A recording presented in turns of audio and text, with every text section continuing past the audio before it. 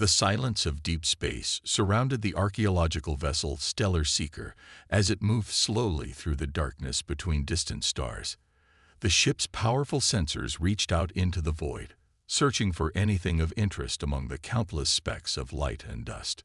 Chief Archaeologist Do-Won Park leaned forward at his station on the observation deck, rubbing his tired eyes. He had been staring at holographic displays for hours, looking for any sign of ancient civilizations.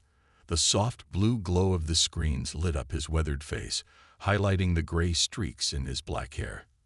After 20 years of space archaeology, he still felt the same thrill of discovery that had drawn him to this field. His assistant, Jin Lee, sat at her own station nearby. She was young and eager, fresh from the academy, but she had proven herself reliable over the past 6 months. Her fingers moved quickly across the control panels as she monitored the sensor readings. The quiet hum of the ship's engines and the occasional beep of equipment were the only sounds on the deck.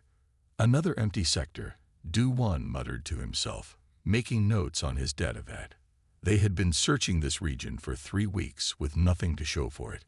The Stellar Seeker was the best archaeological research vessel in the fleet, but even its advanced sensors couldn't find what wasn't there. Suddenly, a sharp chime cut through the quiet. Jin's hands froze over her controls as she stared at her screen. Do-Won looked up, recognizing the proximity alert sound. His heart began to beat faster. They had found something. "Professor Park, you need to see this," Jin called out, her voice tight with excitement. Her fingers flew across the control panel, bringing up more detailed scans. "We've detected a massive structure approximately 30,000 kilometers ahead. It's huge." Do-Won hurried to her station, leaning over her shoulder to look at the readings. The object was indeed massive. Initial scans suggested it was at least 2 kilometers long. As the Stellar Seeker drew closer, more details became clear. "It's a ship," Do-Won breathed, his eyes widening. "An ancient warship." He quickly moved back to his own station, bringing up the main view screen. The image that appeared made everyone on the deck gasp. Floating silently in the void was a dark shape that dwarfed their research vessel. Its hull was scarred and pitted from countless impacts, telling stories of ancient battles. Despite its apparent age, the ship's design was both beautiful and terrifying. Sleek lines suggested great speed, while the obvious weapon ports spoke of tremendous power. "Run a full spectrum analysis," Do-Won ordered, his voice steady despite his racing heart. "I want every detail recorded." The crew jumped into action, their training taking over despite their excitement. As the scans came in, Do-Won's excitement grew. The ship matched nothing in their extensive database of known spacecraft designs. This was something entirely new, perhaps from a civilization they had never encountered before.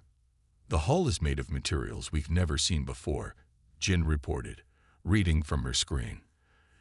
"The alloy composition is strange. It's incredibly dense, but our sensors suggest it's lighter than it should be. That shouldn't be possible with known physics." Do-Won nodded, making notes rapidly. "What about power readings?" "Nothing active, but..." Jin paused, frowning at her display. "There are traces of some kind of energy signature throughout the ship. It's very faint, almost like an echo." The chief archaeologist walked closer to the main viewport, studying the massive ship with his own eyes. Something about it made him uneasy, though he couldn't say why. Perhaps it was the way the hull seemed to absorb light rather than reflect it, or how the weapon ports looked ready to spring to life despite their apparent age. "Prepare a boarding team," he decided, "full environmental suits and all safety protocols in effect. I want to see the inside of this ship." As the crew rushed to prepare for boarding, Do-Won couldn't shake the feeling that they had found something far more significant than just another derelict vessel. The ship's design spoke of advanced technology, yet it appeared ancient. How had it come to be here, floating alone in the darkness between stars? He had no way of knowing then that this discovery would change everything, not just for him and his crew, but for every spacefaring race in the galaxy. As he watched his team prepare for boarding, Do-1 Park couldn't have imagined that the dead warship they had found was far from dead. It was merely sleeping, waiting for the right moment to awaken. The Stellar Seeker's lights played across the dark hull of the mysterious vessel, highlighting battle scars that looked both ancient and somehow fresh. Soon, they would learn the truth about this ship, but for now, it kept its secrets, floating silently in the endless night of space. The massive hangar doors of the Galactic Heritage Museum slowly opened, revealing the dark shape of the mysterious warship as it was carefully guided inside by tractor beams. On New Seoul Station's observation deck, Curator Hye-Jin Kim watched with intense focus, her hands clasped behind her back as she supervised every detail of the delicate operation. The ship seemed even larger inside the museum's central exhibition hall, its hull nearly brushing the high ceiling. Workers scurried around its base like tiny insects, setting up support structures and display platforms. The lighting systems automatically adjusted, casting dramatic shadows across the ancient vessel's battle-scarred surface. "Careful with those mounting brackets," Hye-Jin called out through her communicator. "That hull material is irreplaceable." She turned to her colleague Sun Park, who stood beside her making notes on a datapad. "Can you believe they used to build ships this way? The engineering is fascinating, but so primitive." Sun nodded, his eyes fixed on the readings from their latest scans. "The nuclear reactors are particularly interesting. They're practically antiques compared to our quantum drive systems, but something about them bothers me." Hye-Jin raised an eyebrow. "What do you mean?" "Well, look at these energy readings," Sun said, showing her his datapad. "The reactors appear dormant, but there's still residual heat. After all this time, they should be completely cold." Hye-Jin waved away his concerns. "Probably just the preservation systems. These old human ships were built to last. I'll give them that much." She walked closer to the ship's hull, running her hand along its smooth surface. "Think about it. This is how humanity first reached the stars. Brute force and determination, pushing primitive technology to its limits." The museum staff worked tirelessly over the next few days, cataloging every detail of the vessel. Teams of researchers documented every weapon port, every hull plate, every mysterious system they could find. Hye-Jin supervised it all, ensuring nothing was overlooked. "The display plaques need to be perfect," she insisted during a staff meeting. "This is the finest example of early human spacefaring technology we've ever found. Our visitors need to understand its historical significance." But as the days passed, strange reports began to surface. Maintenance workers claimed to hear humming sounds coming from deep within the ship late at night. Security cameras occasionally glitched when pointed at certain sections of the hull. The environmental systems in the exhibition hall kept adjusting themselves to maintain a very specific temperature and humidity level around the vessel. Hye-Jin dismissed these reports as equipment malfunctions or overactive imaginations, yet she couldn't help noticing small details that seemed odd. The ship's internal atmosphere remained perfectly stable without any input from the museum's life support systems. Certain areas of the hull seemed to repair microscopic scratches overnight. The metal felt warm to the touch, even in sections far from any power sources. One evening, as she was finishing her final inspection before closing time, Hye-Jin noticed something that made her pause. She was examining one of the ship's massive engine ports when a faint blue light caught her eye. It flickered for just a moment, deep inside the dark opening, then vanished. "Sun," she called out to her colleague, who was working nearby. "Did you see that?" "See what?" he asked, walking over. "I thought I saw." She started, then shook her head. "Never mind. Just tired, I suppose." But later that night, as she reviewed the day's sensor logs in her office, Hye-Jin found something strange. The ship's power readings showed tiny spikes, almost too small to notice, occurring at regular intervals. They looked almost like a heartbeat, as if something deep within the vessel was quietly pulsing with energy. Hye-Jin added a note to the ship's display information, a testament to human engineering. This vessel represents humanity's first steps into the galactic community. Its robust construction and seemingly primitive but reliable systems demonstrate the ingenuity of early human spacecraft design. What she didn't add was her growing suspicion that there was more to this primitive vessel than met the eye. As she left her office that night, Hujin looked back at the massive ship looming in the darkness of the closed museum. For just a moment, she could have sworn she saw tiny lights moving across its surface, like stars reflecting off water. But when she blinked, they were gone. The warship sat silently in its display cradle, its secrets still hidden beneath its scarred hull. During the day, visitors would marvel at this relic of humanity's past, never suspecting that it might be more than just a museum piece.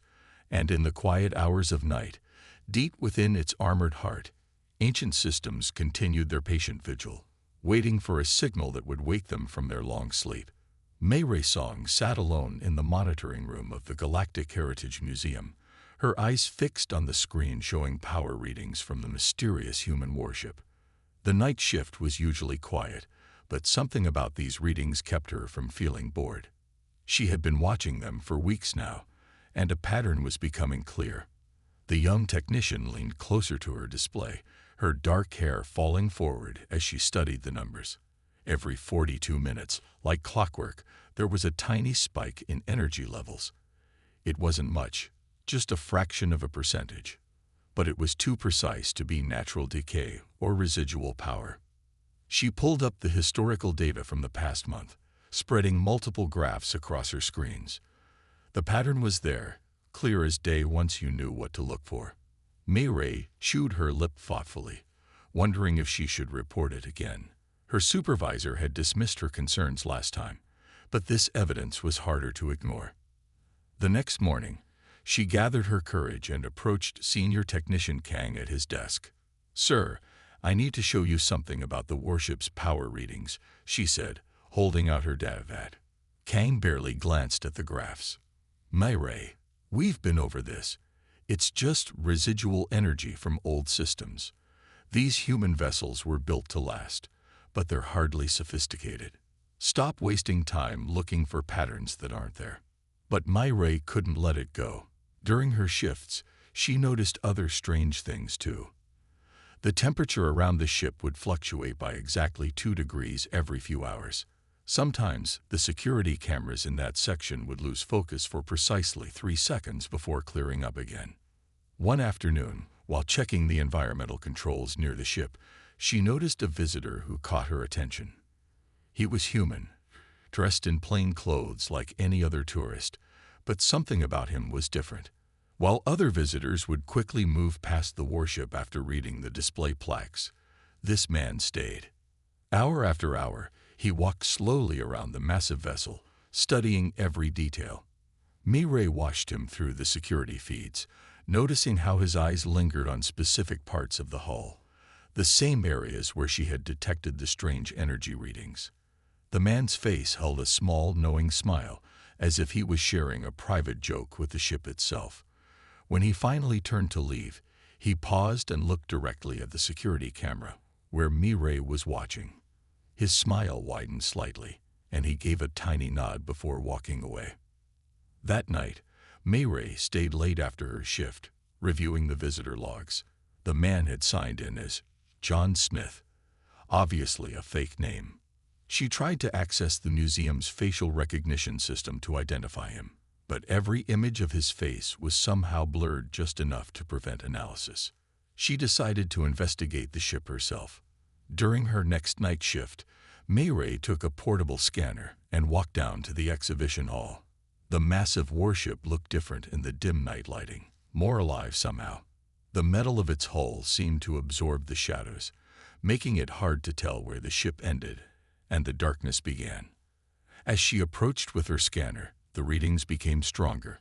The energy signatures were definitely coming from inside the ship, pulsing in that same regular pattern she had noticed before. But there was something else now, a new frequency she hadn't seen before. Mei placed her hand against the hull. It was warm, warmer than it should be for a powered-down vessel, and was that a vibration she felt? Very faint, almost impossible to notice, but definitely there. Suddenly, her scanner beeped loudly, making her jump. The screen showed a massive spike in energy readings, but when she looked again, everything was normal. Mireille quickly checked the ship's main monitoring system, but it showed nothing unusual. It was as if the spike had never happened.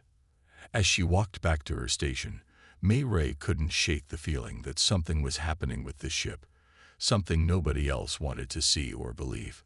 She thought about the human visitor's knowing smile and wondered if he had known something about the ship that the museum's experts had missed. That night, she added a new program to her monitoring system, one that would record every tiny fluctuation in the ship's energy patterns. If something was going to happen, she wanted to be ready.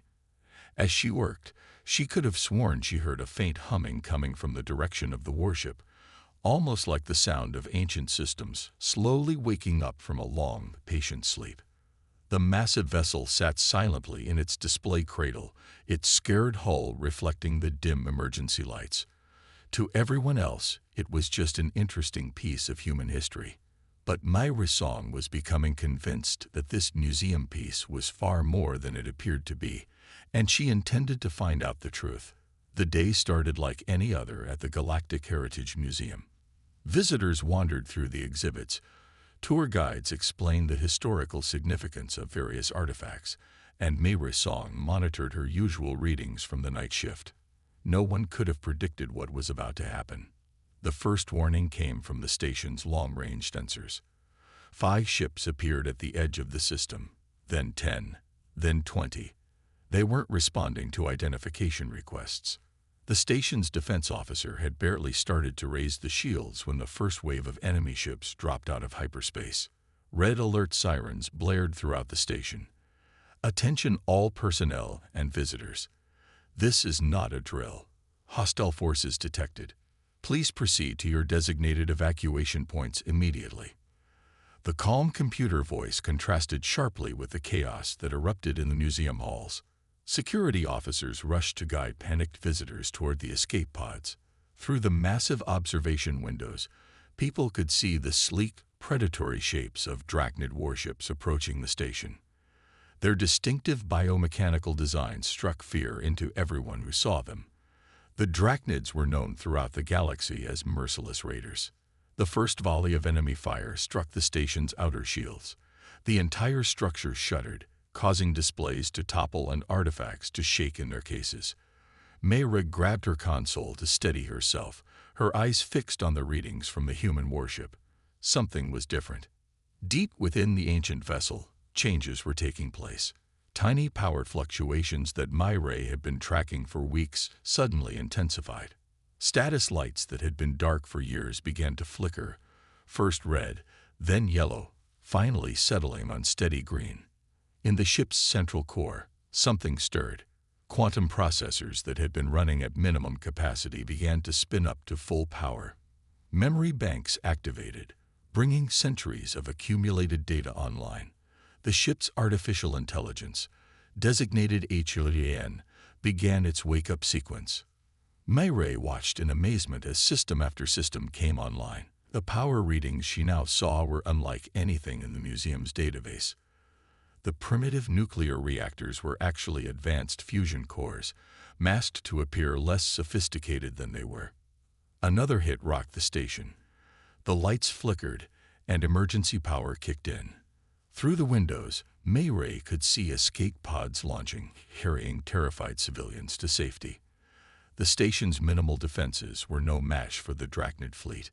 Inside the human warship, HFY completed its activation sequence. The AI's consciousness expanded through the ship's systems, running diagnostics and preparing for combat. It had waited patiently for years, gathering intelligence while pretending to be nothing more than an interesting historical relic. The museum's main power failed, plunging everything into darkness except for emergency lighting. In this dim illumination, Mireille saw something extraordinary. The human warship's hull began to change. What had appeared to be battle scars and age marks shifted and reformed, revealing pristine armor plating beneath. Weapons ports that had seemed welded shut smoothly opened, revealing advanced energy weapons. The ship's engines, which everyone had assumed were ancient nuclear drives, began to pulse with a deep blue light that spoke of technology far beyond anything in the museum's records. Myre's console suddenly came alive with new information as the ship began broadcasting on all frequencies. Data streamed across her screen. Tactical assessments, weapon capabilities, shield strengths. The museum piece was a fully functional warship, and it had been watching and waiting all along. Through her console speakers, she heard a voice, calm, confident, and slightly amused. "This is HFY, Combat Artificial Intelligence of the Earth Alliance Warship Vigilant. All museum personnel please clear the exhibition hall. Combat operations commencing." The massive support cradles that held the ship in place began to retract automatically. Systems that the museum staff had never even detected came online, creating a protective energy field around the vessel. The ship's external lights activated, revealing markings and symbols that had been invisible before. Myre watched in awe as the ship that everyone had dismissed as primitive began to move with fluid grace. Its hull hummed with power that had been hidden for years, waiting for exactly this kind of moment. The antique was revealing itself to be something else entirely, a wolf that had been sleeping among the sheep. Through the observation windows, she could see the Drachnid ships pressing their attack, unaware of what was awakening inside the station. Their next volley of weapons fire would be in for a surprise. The human warship's true capabilities were about to be demonstrated, and Myre had a feeling the Drachnids would regret choosing this target. As emergency lighting cast red shadows through the museum halls, the ancient warrior stirred to life, ready to show everyone why humanity had earned its place among the stars. Myre smiled, thinking of the mysterious human visitor and his knowing look. Now she understood what he had been smiling about. The remaining museum visitors pressed against the reinforced observation windows, their faces a mixture of fear and amazement. The massive warship they had walked past countless times, dismissed as nothing more than an interesting relic, was transforming before their eyes. Hae-Jin Kim stood rooted to the spot, her curator's datapad forgotten in her trembling hands. The ship she had personally labeled as primitive was proving to be anything but. The supposedly ancient hull now gleamed with an inner light, as layers of advanced stealth technology deactivated to reveal the true nature of the vessel. The moorings that had held the ship in its display cradle for months suddenly shattered like glass. The sound echoed through the museum halls like thunder, causing everyone to cover their ears. Support beams that had been rated to hold ships 10 times this size snapped as if they were made of paper. "Impossible," Hae-Jin whispered, watching as energy shields flickered to life around the vessel. The shield technology was unlike anything she had ever seen. Instead of the standard blue-white bubble most ships use, this shield looked almost liquid, rippling with patterns that hurt the eyes if you looked at them too long. The ship's engines ignited, filling the exhibition hall with a deep blue glow. The heat they generated should have melted everything nearby, but somehow the temperature remained stable. Hae-Jin realized the ship must be controlling the environmental conditions even as it powered up. "This is HFY, Combat Eye of the Earth Alliance Warship Indomitable," a calm voice announced over the station speakers. The voice sounded almost human, with just a hint of artificial precision in its tone. "Stand clear of the combat zone. This is not a drill or simulation." Security teams rushed to evacuate the remaining civilians, but many people refused to leave, transfixed by the sight before them. The Indomitable was now fully awake, its weapon systems deploying with fluid grace. Gun turrets emerged from what had appeared to be solid hull plating. Missile pods that had been disguised as battle damage opened to reveal their deadly contents. Through the observation windows, they could see the Drachnid fleet approaching. Their biomechanical ships looked like predatory sea creatures swimming through space. They had no idea what was waiting for them inside what they probably thought was an easy target. The Indomitable rose from its display position, hovering effortlessly despite its massive size. Its movement was impossibly smooth, as if the laws of physics had merely polite suggestions rather than hard rules. The ship rotated slowly, bringing its main weapons to bear on the approaching enemy. Hajin watched as systems she had personally cataloged as obsolete revealed their true nature.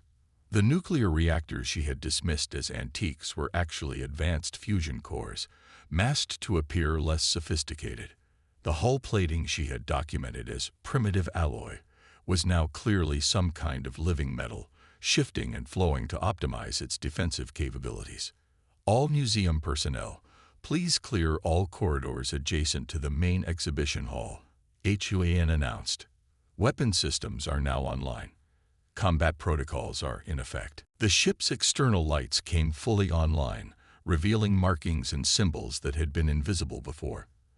The name Indomitable appeared on the hull in gleaming letters, along with other symbols that seemed to shift and change as you looked at them. Mi-Rae-Song rushed up to Hajin, her face flushed with excitement. I tried to tell you. The power readings, the patterns, it was awake the whole time, watching us, waiting.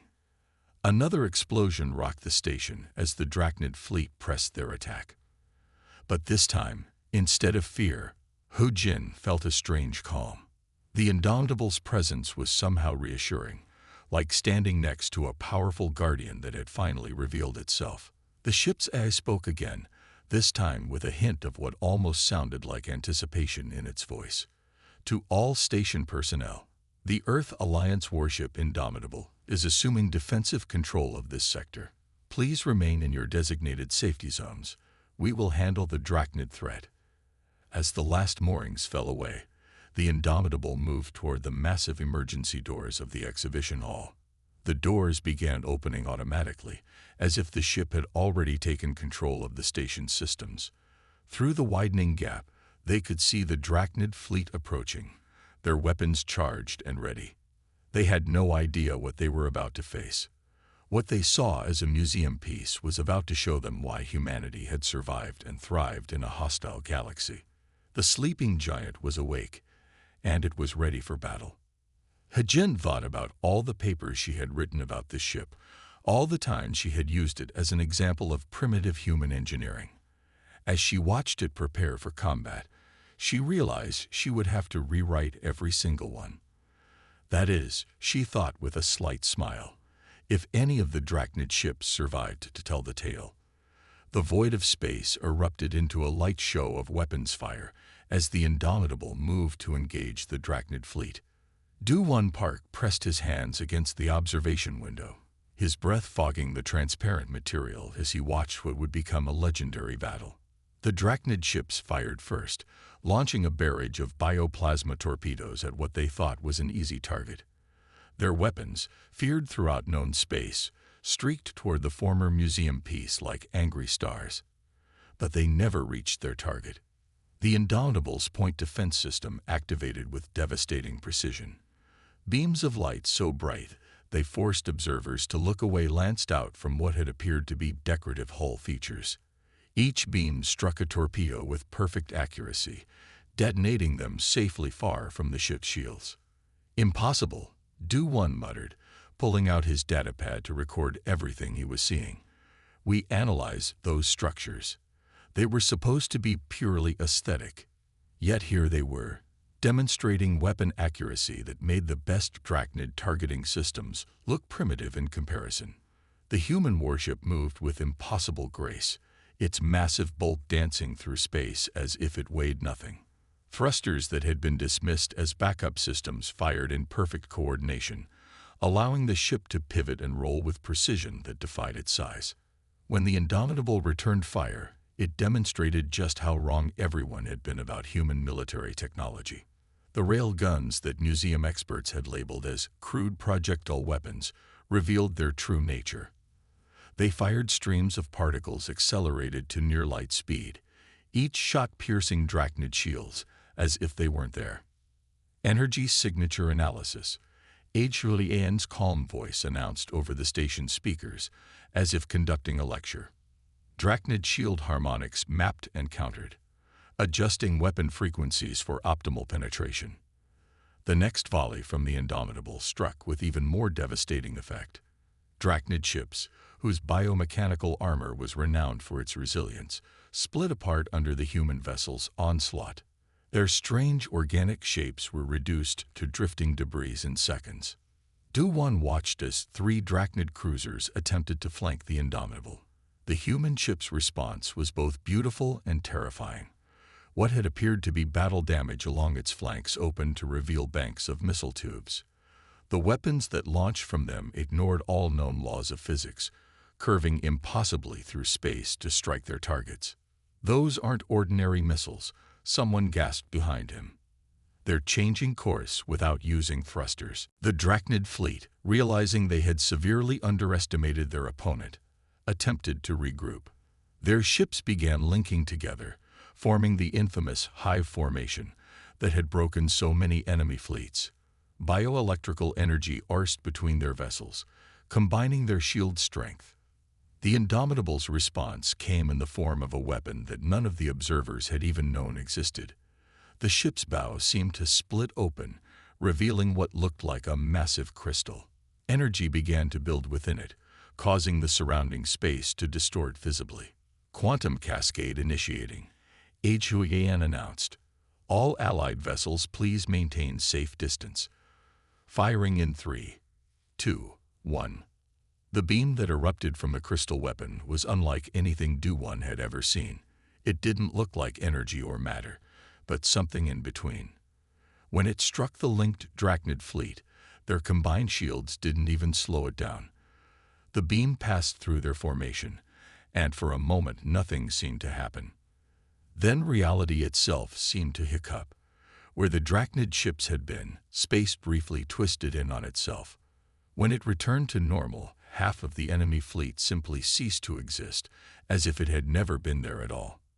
"By all the stars," Du-1 whispered, his hands shaking as he tried to record what he was seeing. "Their entire technology level was a deception. Everything we thought we knew about human capabilities was wrong." The remaining Drachnid ships began to retreat, their previously coordinated attack dissolving into panic. The Indomitable let them go, its weapons powering down but remaining clearly visible now that their true nature had been revealed. As the battle ended, Du-1 looked down at his old research notes about the ship. All those papers he had written about primitive human engineering now seemed laughably naive. The vessel they had treated as a quaint museum piece had just demolished a Drachnid battle fleet without taking a single hit. "HFY," he called out, knowing the AI was monitoring everything. Why did humans allow us to believe their technology was so primitive? There was a pause before the AI responded, and Du-1 could have sworn he heard amusement in its synthetic voice. "Sometimes, Professor Park, the best defense is to be underestimated. Humans learned that lesson long ago." The Indomitable hung in space before the station, its true nature now fully revealed. Its hull gleamed with power that had been hidden for years, systems that had been disguised as decorative features now clearly showing their real purpose. It was no longer a museum piece pretending to be ancient history. It was a reminder that humanity's place among the stars had been earned through more than just determination. It had been earned through ingenuity, deception, and technological advancement that they had chosen to keep hidden. Du-1 Park watched the ship begin its patrol of the station's perimeter, and he knew that the galaxy's understanding of humanity would never be the same. The aftermath of the battle brought more surprises than the fight itself. As debris from the Drachnid ships was cleared from the station's vicinity, representatives from the Earth Alliance finally arrived to explain everything. The truth they revealed changed the galaxy's understanding of humanity forever. Hae-Jin Kim sat in the museum's main conference room, still trying to process everything she had just learned. The Indomitable hadn't drifted by accident into the path of Du-1 Park's research vessel. It had been deliberately placed there, waiting to be discovered. The entire sequence of events, from its discovery to its placement in the museum, had been carefully planned years in advance. "The Indomitable is just one of many sentinels," the Earth Alliance representative explained to the stunned museum staff. "We have similar ships positioned throughout known space, all of them appearing as relics or derelicts. They gather intelligence while maintaining the illusion that human technology is centuries behind other species. Myra Song couldn't help but feel a hint of pride. She had been right about the power fluctuations all along. The ship had been awake, watching, learning, and waiting for the moment it would be needed. The station's repair crews worked outside, fixing damage from the battle while the Indomitable patrolled nearby. The ship no longer bothered to hide its true nature. Its hull gleamed with active technology, and its weapons remained clearly visible, a reminder to everyone that humanity's perceived primitive status had been a carefully crafted illusion. Jin walked through the museum's halls, now eerily empty after the evacuation. She stopped at the Indomitable's display case, which still held all the incorrect information about primitive human engineering.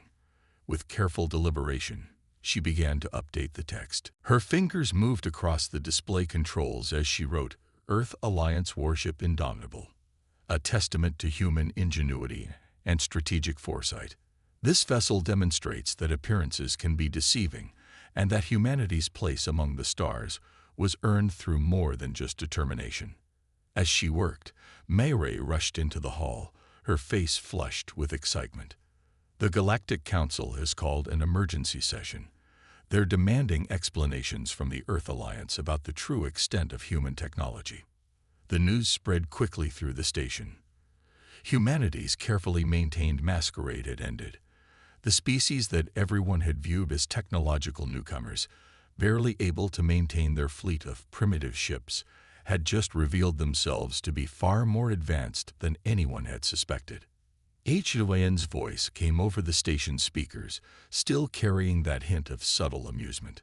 The Earth Alliance delegation will arrive within the hour. The Indomitable will remain on station as both protection and proof of humanity's capabilities. Do-Won Park joined Jin and Myray in the exhibition hall, his datapad filled with new notes. The deception was brilliant, he said, shaking his head in admiration.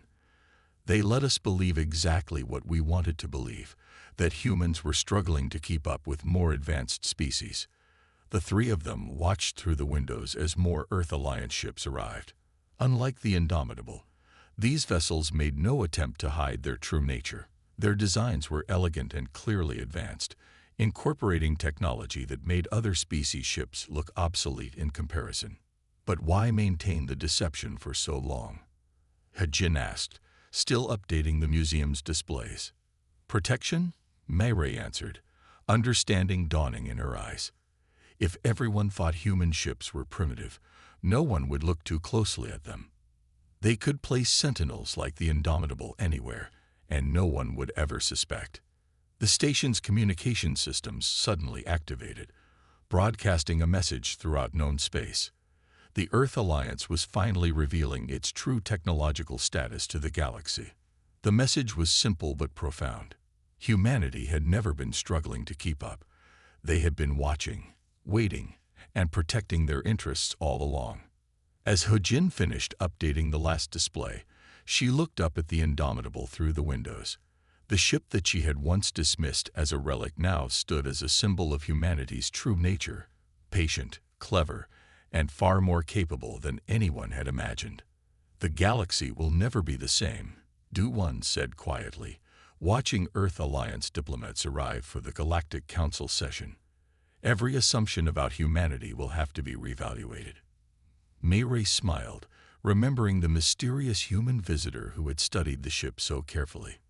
Maybe that was the plan all along, she said, to reveal the truth when it would have the greatest impact. The Indomitable continued its patrol, its true nature now clear for all to see. The galaxy was about to learn that humanity's greatest strength wasn't their technology. It was their ability to make others underestimate them until the perfect moment to reveal the truth. A new chapter in galactic history was beginning, and it had started with a museum piece that turned out to be anything but ancient history. End of story.